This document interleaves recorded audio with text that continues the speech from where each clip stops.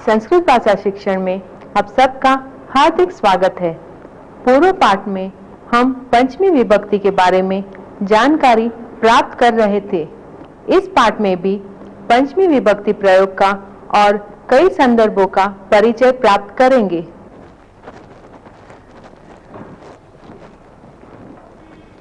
नमो नमः। संस्कृत भाषा शिक्षणे भवतां सर्वेषां हार्दं स्वागतम्। पूर्वतन पाठे वयं पंचमी विभक्तेः प्रयोगान् पठितवन्तः। यथा नलिकायाः जलं पतति, वानरः भवनात् कूर्दति। एवं विभागः भवति तदा पंचमी विभक्तिः भवति। यस्मात् भयं भवति तस्य पंचमी विभक्तिः भवति। यस्मात् रक्षति तस्य पंचमी विभक्तिः भवति। वयम् एतस्य प्रयोगं पठितवन्तः। इदानीम् अग्रिमम् अंशं पश्यामः। ग्रामात् बहिः साधुः निवसति। विद्यालयात् बहिः यानानि गच्छन्ति। मम गृहात् बहिः आम्रवृक्षः अस्ति। मम प्रकोष्ठात् बहिः कोलाहलः भवति। बहिः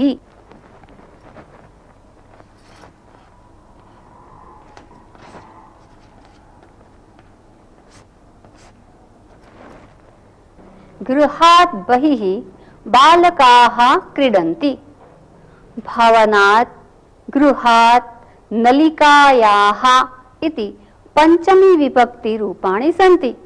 बहिः, बहिः इति एकम् अव्ययम् अस्ति। यदा बहिः इति अव्ययस्य उपयोगः भवति तदा तस्मात् पूर्वं यः शब्दः भवति तस्य पंचमी विभक्तिः भवति। वयम् एकम् अभ्यासं कुर्मः।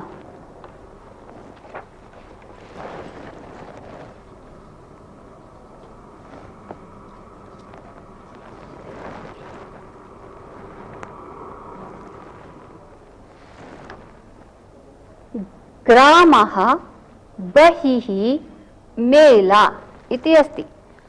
ग्रामात् बहिः मेला अस्ति। सरोवरात् बहिः सिकता अस्ति।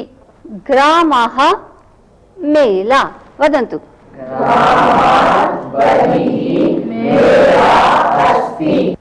सरोवरः सिकता। सरोवरात् बहिः सिकता अस्ति। गृहं धेनुः। गृहात् बहिः धेनुः अस्ति। नगरं मन्दिरम्। नगरात् बहिः मन्दिरम् अस्ति। प्रकोष्ठः कोलाहलः। प्रकोष्ठात् बहिः कोलाहलः अस्ति। नगरी आश्रमः। नगर्याः बहिः आश्रमः अस्ति। नदी तीरम्। नद्याः बहिः तीरम् अस्ति। बहिः इति अव्ययस्य उपयोगं कृत्वा एकमेकं वाक्यं वदन्तु। भवान् वदतु। मम गृहात् बहिः क्षेत्रमस्ति। समीचीनम्। मन्दिरात् बहिः भक्ताः सन्ति। शालायाः बहिः उद्यानम् अस्ति।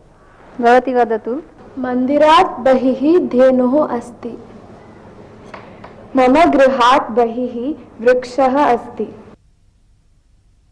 मम कक्षायाः बहिः क्रीडाङ्गणम् अस्ति। बहिः एक अव्यय है जिसका अर्थ है बाहर।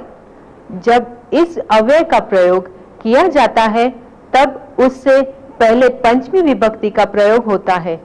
अहं कानिचन वाक्यानि वदामि, सावधानेन शृण्वन्तु। सायंकालात् पूर्वं भवतः गृहम् आगन्तुं न शक्नोमि। सोमवासरात् पूर्वं परीक्षा भविष्यति किम्? योगिनः सूर्योदयात् पूर्वम् उत्तिष्ठन्ति। पूर्वम् एतस्य प्रयोगेन पंचमी विभक्तिः भवति। यथा सूर्योदयात् पूर्वं, पूर्वम् इति आगच्छति, तस्मात् पूर्वं यः शब्दः भवति तस्य पंचमी विभक्तिः भवति। यथा सोमवासरात् पूर्वं परीक्षा भविष्यति, सोमवासरात् पूर्वं। तथैव स्नानात् परं मम माता पूजां करोति, परीक्षायाः परं मम अनुजः क्रीडति। स्नानात् परम् अहं विष्णुसहस्रपाठं वदामि। पूर्वं परम् एतयोः प्रयोगेन पूर्वशब्दस्य पंचमी विभक्तिः भवति। इदानीम् एतस्य उपयोगं कृत्वा कानिचन वाक्यानि वदामः। पाठनात् पूर्वं शिक्षकः सज्जतां करोति। पाकात् पूर्वं माता धान्यं स्वच्छीकरोति।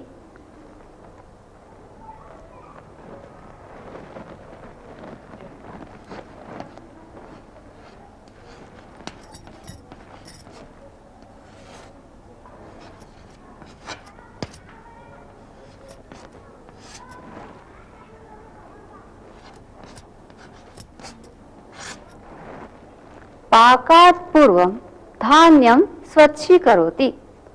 स्नानात् परं सः मन्त्रं वदति।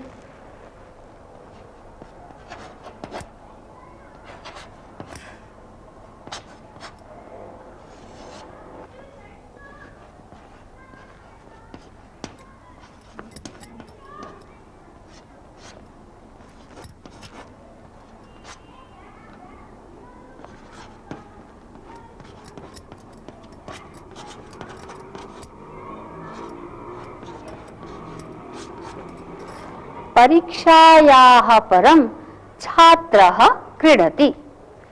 पूर्वं परं। पाठनात् पूर्वं वदन्तु। पाठनात् पूर्वं शिक्षकः सज्जनात् करोति। सज्जतां करोति। सज्जतां करोति।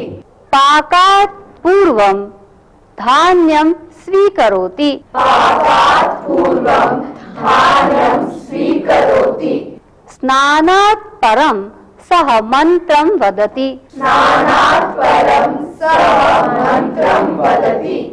परीक्षायाः परं छात्रः क्रीडति। परीक्षायाः परं छात्रः क्रीडति। पूर्वम, परम, इनके प्रयोग में भी पंचमी विभक्ति का प्रयोग होता है। इदानीं पूर्वं परम् इति उपयोगेन भवन्तः वाक्यानि वदन्तु। भवती वदतु। अहं भोजनात् पूर्वं श्लोकं वदामि। सूर्यास्तात् पूर्वम् अहं गृहम् आगच्छामि। अहं क्रीडायाः पूर्वं पठामि। क्रीडायाः पूर्वम् अहं व्यायामं करोमि। पठनात् परम् अहं बहिः गच्छामि। क्रीडायाः परम् अहं पठामि। मम अनुजः कार्यात् ऋते स्थातुं न शक्नोति। बालकः क्रीडायाः ऋते किमपि न करोति। मानवः सुखात् ऋते किमपि न इच्छति। ऋते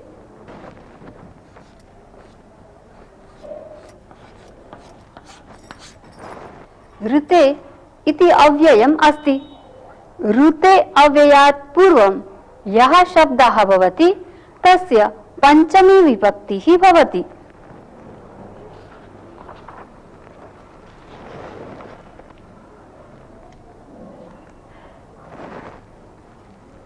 परिश्रमः फलम्। परिश्रमः उत्तमं फलं। वदन्तु।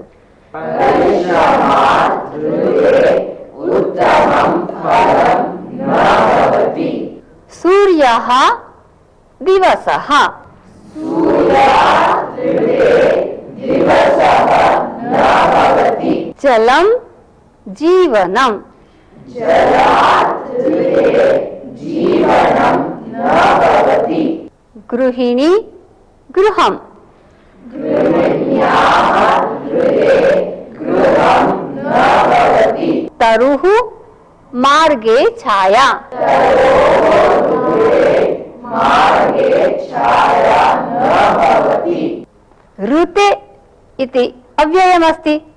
तस्मात् पूर्वं परिश्रमः, सूर्यः, जलं, गृहिणी, तरुः इति शब्दाः सन्ति।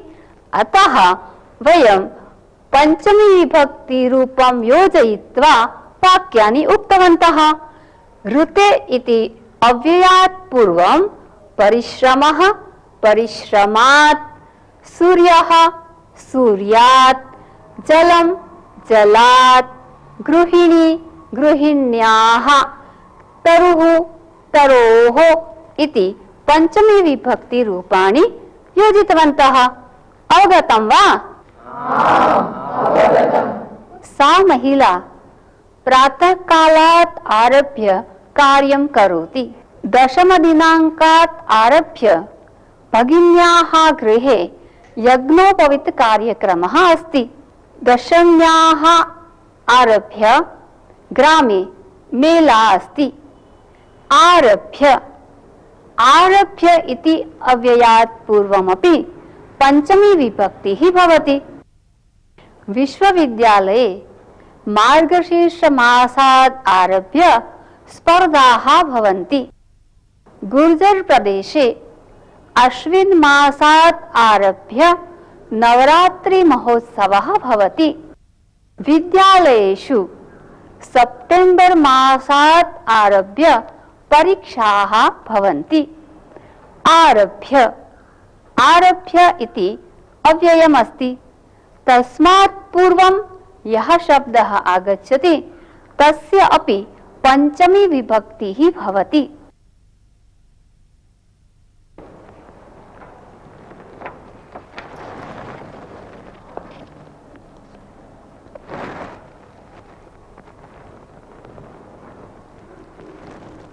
चैत्रमासः वसंत ऋतुः। चैत्रमासात् आरभ्य वसंत ऋतुः अस्ति। वदन्तु। चैत्रमासात् आरभ्य वसंत ऋतुः अस्ति। सोमवासरः कार्यक्रमः। सोमवासरात् आरभ्य कार्यक्रमः अस्ति। पूर्णिमा मेला। पूर्णिमायाः आरभ्य मेला अस्ति। उत्तमम्। एवमेव आरभ्य इति अव्ययात् पूर्वं चैत्रमासः, सोमवासरः, पूर्णिमा इति शब्दाः सन्ति। आरभ्य अव्ययात् पूर्वं चैत्रमासः इति शब्दः अस्ति। अतः चैत्रमासात् आरभ्य, सोमवासरात् आरभ्य, पूर्णिमायाः आरभ्य इति वयम् उक्तवन्तः। ज्ञातं खलु? इदानीम् आरभ्य इति अव्ययस्य उपयोगं कृत्वा भवन्तः वाक्यानि वदन्तु। मम विद्यालये सोमवासरात् आरभ्य क्रीडोत्सवः अस्ति। मम गृहे शनिवासरात् आरभ्य कार्यक्रमाः भविष्यन्ति। उत्तमम्। मार्च मासात् आरभ्य वार्षिकपरीक्षाः भवन्ति। गतमासात् आरभ्य अहं योगासनं करोमि। सोमवासरात् आरभ्य अहं शीघ्रम् उत्तिष्ठामि। पंचमी विभक्ति विषये भवन्तः ज्ञातवन्तः। बहु समीचीनम्। आरभ्य यह भी एक अव्यय है। इसके प्रयोग में भी पंचमी विभक्ति का प्रयोग होता है। वयम् एकं सुभाषितं शृणुमः।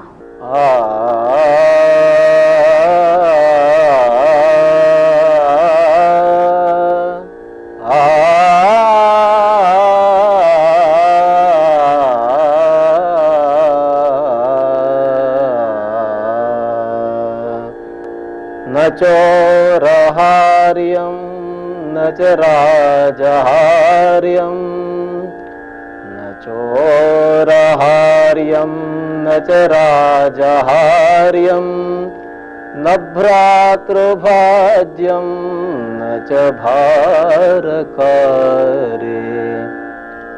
व्यये कृते वर्धते एव नित्यम् व्यये कृते वर्धत एव नित्यम् व्यये कृते वर्धत एव नित्यम् विद्याधनं सर्वधनप्रधानम् विद्याधनं सर्वधनप्रधानम् विद्याधनं सर्वधनप्रधानम् न चोरहार्यं न च राजहार्यं न भ्रातृभाज्यं न च भारकारे व्यये कृते वर्धते एव नित्यम् विद्याधनं सर्वधनप्रधानम् विद्याधनं सर्वधनप्रधानम्। अस्मिन् सुभाषिते सुभाषितकारः विद्यायाः महत्त्वं प्रतिपादयति। जनेन अर्जितं भौतिकं धनं व्यये कृते नष्टं भवति, किन्तु विद्याधनम् एकं विशिष्टं धनमस्ति। तस्य यावत् अपि व्ययः भवति तावत् वर्धते एव। पुनश्च भौतिकं धनं चोरः चोरयति, राजा कररूपेण अपहरति, सहोदराः बान्धवाश्च तस्य विभाजनम् इच्छन्ति।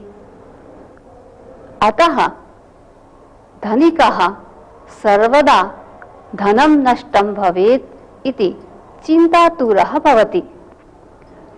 धनस्य रक्षणार्थं विविधान् उपायान् करोति, तथापि सः चिन्ताक्रान्तः एव भवति। किन्तु एकः विद्याविभूषितः विद्वान् पुरुषः सर्वदा प्रसन्नचित्तः चिन्तामुक्तः च भवति। कारणं तस्य विद्याधनं चोरः चोरयितुं न शक्नोति, राजा अपहर्तुं न शक्नोति, बान्धवाः विभक्तुं न शक्नुवन्ति, अपि च व्यये कृते वर्धते एव। अतः एव विद्याधनं सर्वधनप्रधानम् इति वदति सुभाषितकारः। सुभाषित का अर्थ, विद्या एक ऐसा धन है जिसे न तो कोई चोर चुरा सकता है और न तो उसका विभाजन भाइयों के बीच किया जा सकता है। विद्या का कोई अतिरिक्त भार भी नहीं होता है। विद्या धन का जितना व्यय किया जाए वह उतना ही बढ़ता है। इसलिए विद्या रूपी धन को सभी धनों में श्रेष्ठ माना जाता है। अहम् एकां कथां वदामि। महाराजः युधिष्ठिरः राजसूययज्ञं कृतवान्। सर्वेभ्यः यथेष्टं दानं कृतवान्। युधिष्ठिरस्य यज्ञस्य दानशीलतायाः च प्रसिद्धिः सर्वत्र प्रसृता। यज्ञः निर्विघ्नं समाप्तिं गतः इति सन्तुष्टाः सन्तः पाण्डवाः श्रीकृष्णेन सह राजसभायाम् उपविष्टाः आसन्। राजसभायाः एकस्मिन् कोणे यज्ञवेदिः आसीत्। अग्निः शान्तः आसीत्। परितः महान् भस्मराशिः। तदा एव तत्र एकः विशिष्टः प्राणी प्रत्यक्षः भवति। तस्य अर्धं शरीरं सुवर्णमयम् आसीत्, अर्धं सामान्यम् आसीत्। वस्तुतः एषः नकुलः आसीत्। युधिष्ठिरः अन्ये पाण्डवाः च तमेव प्राणिनम् अवलोकयन्ति। सः नकुलः यज्ञवेदी समीपं गतवान्। भस्मराशौ पतित्वा पुनः पुनः लुण्ठनं कृतवान्। विस्मितः युधिष्ठिरः श्रीकृष्णं पृष्टवान्, भगवन्, कोऽयं प्राणी कुतः आगतः? कथम् अस्य अर्धं शरीरं सुवर्णमयम् अस्ति? श्रीकृष्णः मन्दहासपूर्वकम् उक्तवान्, भवान् तमेव पृच्छतु इति। युधिष्ठिरः नकुलं पृष्टवान्, रे नकुल, कुतः आगतः? भवतः अर्धं शरीरं सुवर्णमयं कथम् अस्ति? भवान् किमर्थं भस्मराशौ एवं लुण्ठति इति? तदा नकुलः मनुष्यवाचा उक्तवान्, शृणोतु राजन्, अहं दशार्णदेशात् आगतः। तस्मिन् देशे 10 वर्षेभ्यः वृष्टिः नाभवत्। भीषणः दुर्भिक्षः आगतः। पशवः मृताः। क्षुत्पिपासया जनाः अपि मरणासन्नाः अभवन्। बिन्दुमात्रमपि जलं कुत्रापि न दृश्यते स्म। तस्मिन् ग्रामे एकः ब्राह्मणपरिवारः वसति। परिवारे 3 जनाः आसन्, ब्राह्मणः, ब्राह्मणी, पुत्रः च। 3 अपि सात्विकाः। ते अपि मासात् क्षुत्पीडिताः आसन्। एकस्मिन् दिने ब्राह्मणः महता प्रयासेन भिक्षारूपेण 3 मुष्टिपरिमितान् यवान् प्राप्तवान्। ब्राह्मणी यवान् पेषयित्वा रोटिकाः कृतवती। 3 अपि भोजनार्थम् उपविष्टाः। तस्मिन् समये एव द्वारे कश्चन अतिथिः दृष्टः। भवती भिक्षां देहि इति सः याचनां कुर्वन् आसीत्। ब्राह्मणः बुभुक्षितः आसीत्। तथापि सः चिन्तितवान्, एषः अतिथिः अस्ति, तस्य स्वागतम् इति मम गृहस्थधर्मः खलु, अतः मया तस्मै सन्तोषः दातव्यः इति। अतः ब्राह्मणः स्वरोटिकां भिक्षुकाय दत्तवान्। भिक्षुकः रोटिकां खादितवान्। तथापि सः तृप्तः न अभवत्। सः पुनः अपि रोटिकां याचते। ब्राह्मणी चिन्तितवती, मम पतिः गृहस्थधर्म अनुसारम् आचरितवान्, अतः मया अपि सः अनुसरणीयः इति। ब्राह्मणी अपि स्वरोटिकां भिक्षुकाय दत्तवती। इतोपि भिक्षुकः न तृप्तः। इदानीं ब्राह्मणबालस्य परीक्षाकालः। बुभुक्षितः सन् अपि सः स्वस्य रोटिकां भिक्षुकाय दत्तवान्। भिक्षुकः गतवान्। तस्मिन् दिने पीठस्य उपरि किञ्चित् पिष्टं पतितम् आसीत्। अहं तत्र लुण्ठनं कृतवान्। किञ्चिदेव पिष्टम् आसीत्, अतः मम अर्धं शरीरं सुवर्णमयम् अभवत्। युधिष्ठिरः राजसूययज्ञं कृतवान् इति अहं श्रुतवान्।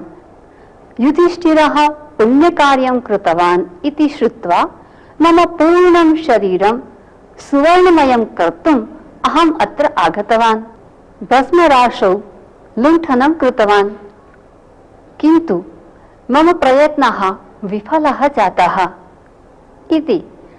एतत् वृत्तान्तं श्रुत्वा युधिष्ठिरः श्रीकृष्णस्य मुखं दृष्टवान्। श्रीकृष्णस्य मुखे अर्थपूर्णं हास्यम् आसीत्। युधिष्ठिरः तस्य उद्देशं ज्ञातवान्। तस्य दानशीलतायाः अहङ्कारः अपगतः। श्रीकृष्णः उक्तवान्, दानपरीक्षा तु दुर्भिक्षे। कथायाः अर्थं ज्ञातवन्तः खलु? धन्यवादः।